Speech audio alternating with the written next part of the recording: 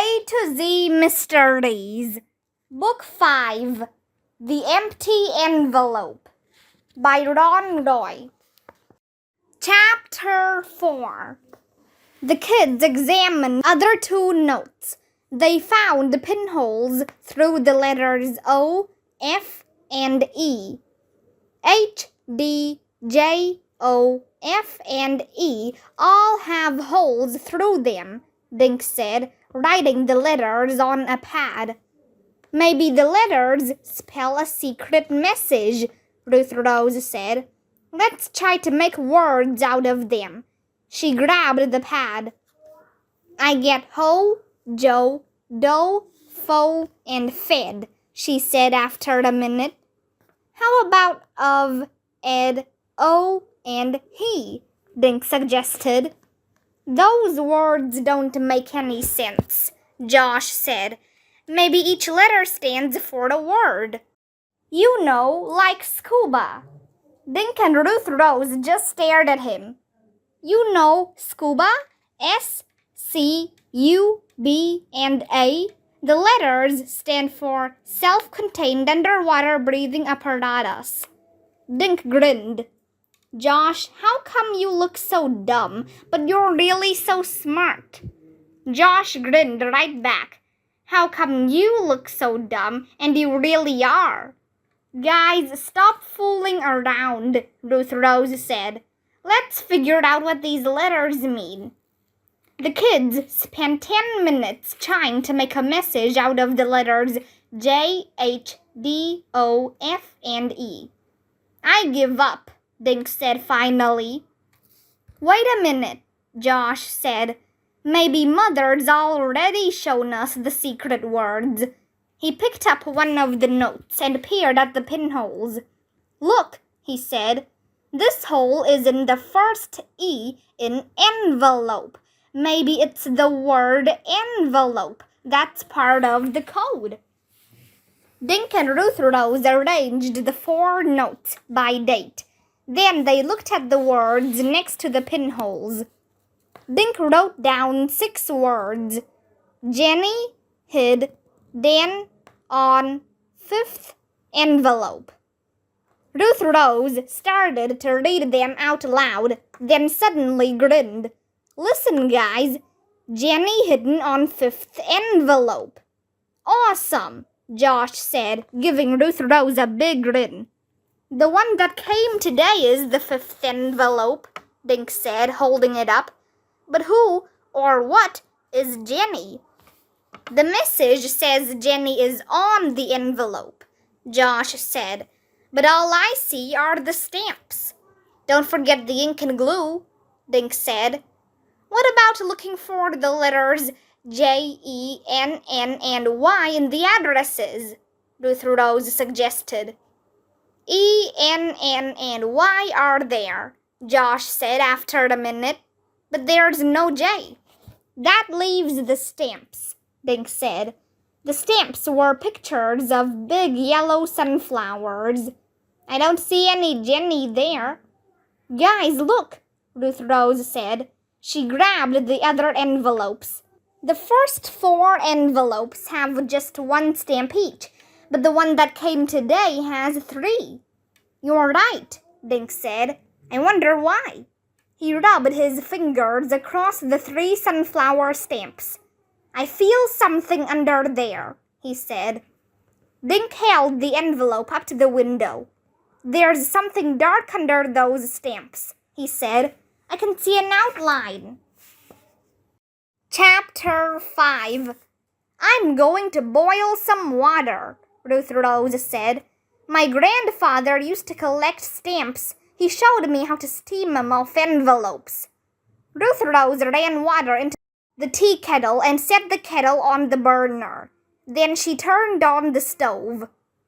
The kids sat and stared at it.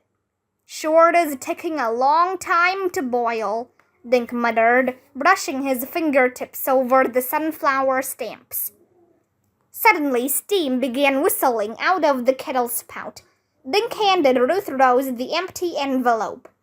Ruth Rose held the envelope so the stamps were right over the kettle's spout. In a few seconds, moisture began gathering on the stamps. Then the stamps began to peel away from the envelope. "Cool," Josh said. "I feel like a spy." Ruth Rose shut off the stove. Using the tip of a toothpick, she removed the 3 sunflower stamps from the envelope. Hidden beneath the stamps, covered with cellophane, was a smaller stamp. It was blue. In the center of the stamp was a picture of an old-fashioned airplane. The plane was flying upside down. Dink removed the cellophane. "It's an old stamp," he said. Josh poked a finger at the stamp. "The dumb thing is printed wrong," he muttered. "What's the big deal about an upside-down airplane stamp?" Ruth Rose studied the stamp. "Maybe it's valuable," she said. "My grandfather has a stamp that's worth $200. I wonder if Doris Duncan knew this was here," Dink said. The kids looked at each other. Then they stared at the little blue stamp. "We should go to the library and look at a book about stamps," Ruth Rose said finally.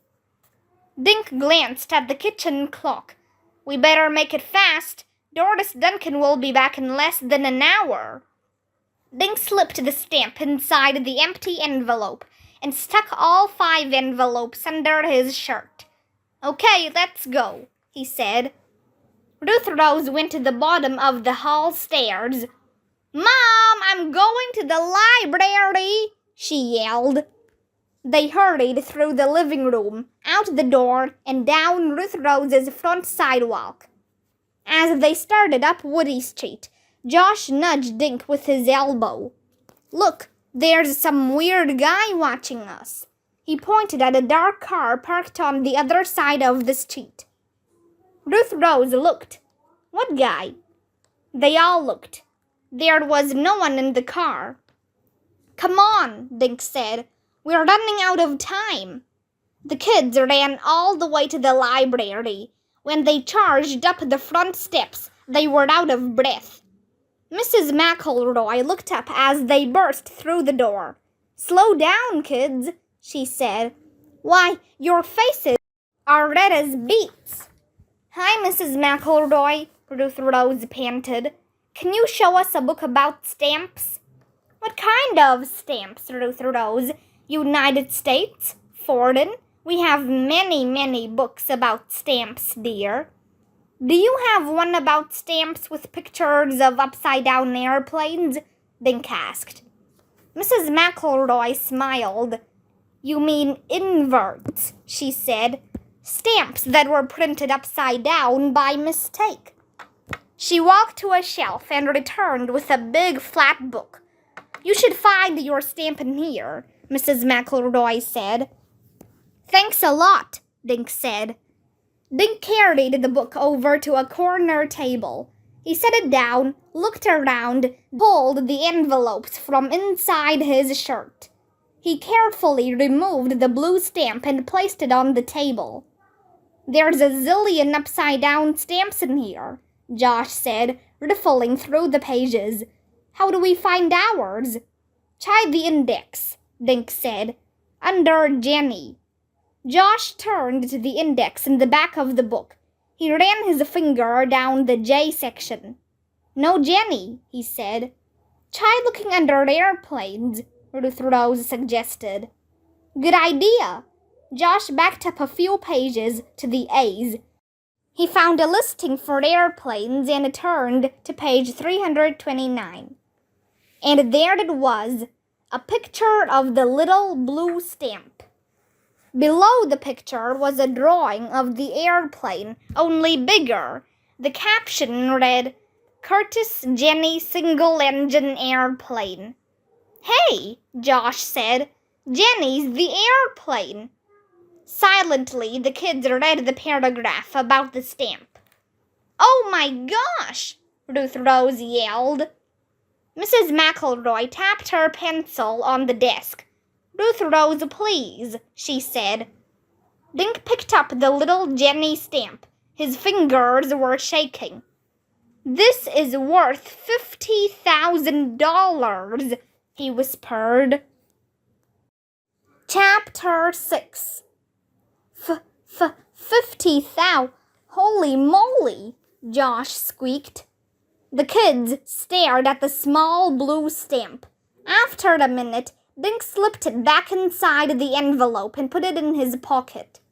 No wonder Doris Duncan came all the way to Connecticut, Ruth Rose said.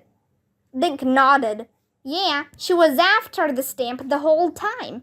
I knew that story about her mother smelled fishy. Josh closed the stamp book. Well, we still have to give the stamp to her. Dink and Ruth Rose looked at each other. Don't we? Josh asked. I guess, Dink said. What do you mean, I guess? Josh said. It's hers, Dink. It was on her letter, no matter who sent it to her. But why was it hidden? Dink asked. Why the whole story about Doris's mother? Why the fake letters? Unless what? Josh asked. Dink looked at Josh and Ruth Rose. Unless the stamp is stolen. Yes, Ruth Rose said. It's worth so much money. Maybe old Bird stole it. Then he or she had to find a way to get it to Doris, so they thought up the letters from Mother. Josh just looked at them. You guys are crazy, he finally said. Besides, there's no way to be sure. Ruth Rose jumped up. Old Bird sent the letters from New York, right? Maybe that's where the stamp was stolen. Ruth Rose hurried over to Mrs. McElroy's desk, spoke to her quickly, then came back. What's going on? Dink asked. Mrs. McElroy is getting us the latest few weeks' New York Times, Ruth Rose said. We can check to see if there's anything about a missing stamp. Dink looked at the clock. 5:15. Doris Duncan will be at my house in 45 minutes. Mrs. McElroy walked over and dumped a pile of New York Timeses on their table. Here you are, kids. Good luck. Josh stared at the mountain of papers. Geez, it'll take us all night to read these. We don't have all night, Dink said, reaching for the pile. Start reading. The kids each took a stack. They set aside the sections they didn't want, like sports, real estate, and entertainment. For almost half an hour they turned the pages. The clock above Mrs. McElroy's desk ticked the minutes away. My eyes are getting blurry, Josh said. There sure is a lot of stolen stuff in New York. Some guy even stole a chimpanzee from the zoo. Dink's back was hurting from bending over the table. His head ached too, and his fingers were smudged gray from ink. And then he found it. Here it is, Dink said. He pointed to a headline and read, Senior Citizen Finds, Then Loses Fortune. June 20th. Miss Clementine Painter, 73, was rich for a short time, but now she's poor again. While emptying her vacuum cleaner, she found a rare stamp among the dust. The stamp, worth more than $50,000, was later stolen from her room. New York City police are investigating. Josh gulped. You were right, Dink, he whispered. You can't give the stamp to Doris Duncan. Mrs. McElroy approached their table. I have to close up soon, she said. Dink whipped his head around to look at the clock. 5:48. Guys, we have 12 minutes before Doris Duncan comes back to my house. The kids thanked Mrs. McElroy, stacked the newspapers, and hurried out of the library. On the library steps, Dink said, maybe we should tell Officer Fallon about Doris Duncan. But we still can't prove she did anything wrong, Josh said. Josh is right, Dink, Ruth Rose said. Doris Duncan never got the letters or the stamp. If you tell Officer Fallon that she and old Bird stole it, They'll say, "Prove it." "But what am I gonna do?" Dink asked. "It's almost 6 o'clock. I have to tell Doris Duncan something." The kids began walking toward Woody's cheat. "I have an idea," Ruth Rose said. "Why don't we glue the sunflower stamps back on the empty envelope, then hand over all 5 letters to Doris Duncan? She'll probably take them to her hotel room to read. Then we can run back here, give the Jenny stamp to Officer Fallon, and tell him the whole story."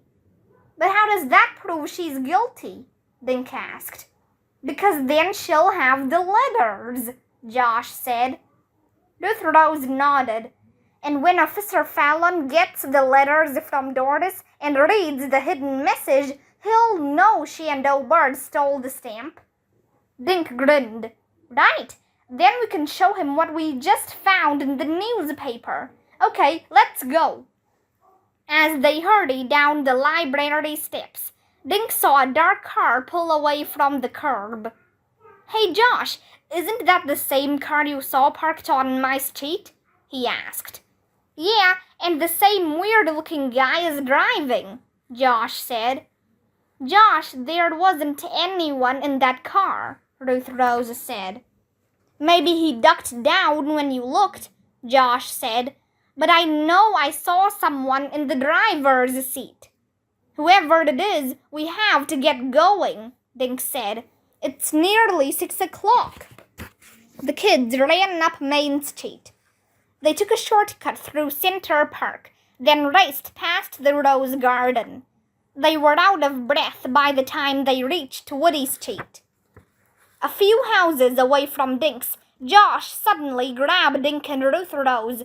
He yanked them down behind Mrs. Alubicki's front hedge. "What's wrong?" Dink asked. "That same car is parked in front of your house again," Josh said. The kids peered over the hedge. A man and a woman got out of the car. Dink recognized Doris Duncan. The man was short and dressed in a green suit and purple tie. "That's him," Josh whispered. "The guy I saw in the car before." The kids watched Doris and the man talk for a few minutes, then get back into the car. But the car didn't drive away. "What the heck are they doing?" Josh asked. Dink gulped. He put his hand over the envelope holding the $50,000 stamp. "They're waiting for me," he said.